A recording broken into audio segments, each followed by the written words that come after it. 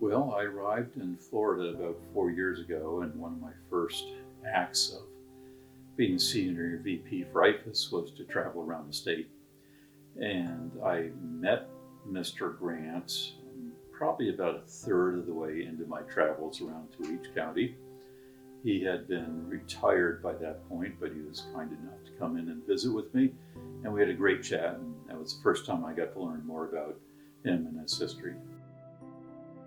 He began his job at a difficult time in our history of the state. We were just barely out of desegregation by then.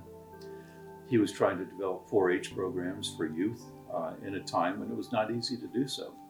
So he worked the system the best he could.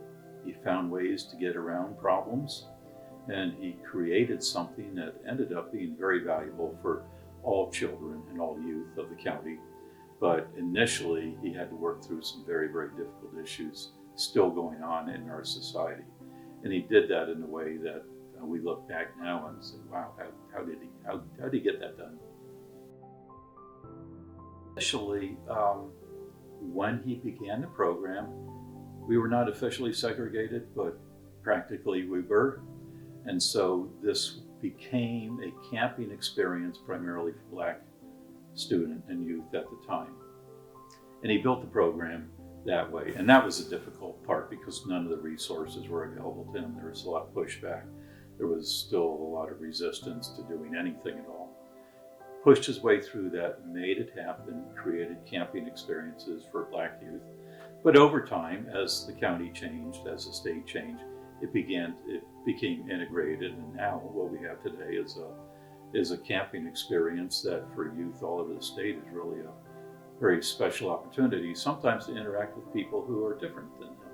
It may be the first chance to get to do that, but he was the one who had the vision, the foresight, but also the determined nature just to get it done when we all know it was not so easy at that time.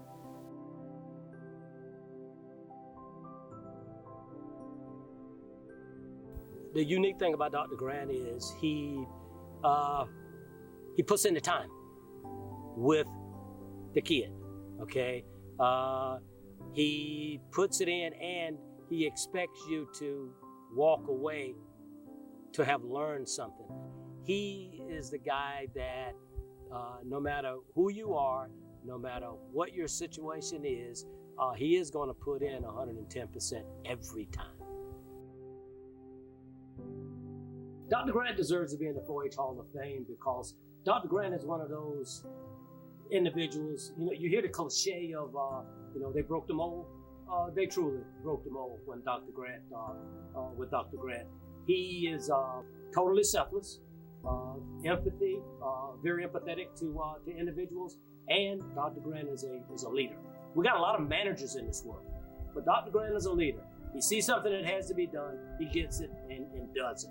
Also, he's an individual that he puts his heart into anything that he does. Because when the decision has to be made, it's people first with him. Henry Grant, the way he made all of this work is he built the relationships first with county leaders. County leaders there are a lot of needs in every county, and you can't meet them all. And so you need an advocate and a leader who will, number one, build those relationships, make sure that the leaders who make budgetary decisions, which is what this is all about, know the program, support the program, and appreciate the leaders. And then what he would do is when it came time for a budget request to support the 4-H program in that county, he had a whole army of people that would help him get that done. The youth, it's hard to say no to a child when they're asking for something. But he would have their parents, and he would have those personal relationships already in place so that when the request went forward to the county for support, it was pretty much a done deal. No one was going to say no at that point. He certainly lives the motto through giving young people opportunities to become better. That was the fundamental philosophy of how he built all his programs.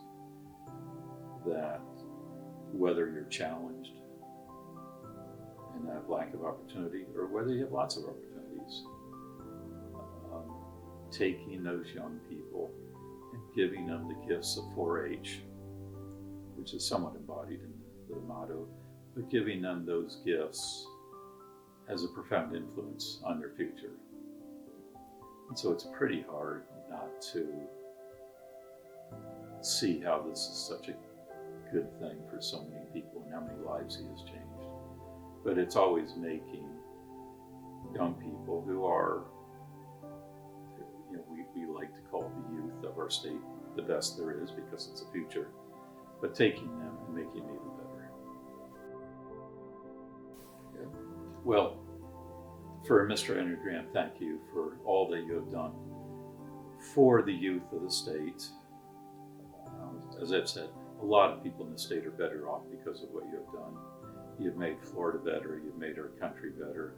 We love the fact that you have given so much to the state. It's a blessing that you have received, but that you have given to so many people in the state. So the whole entire state is grateful for what he has done.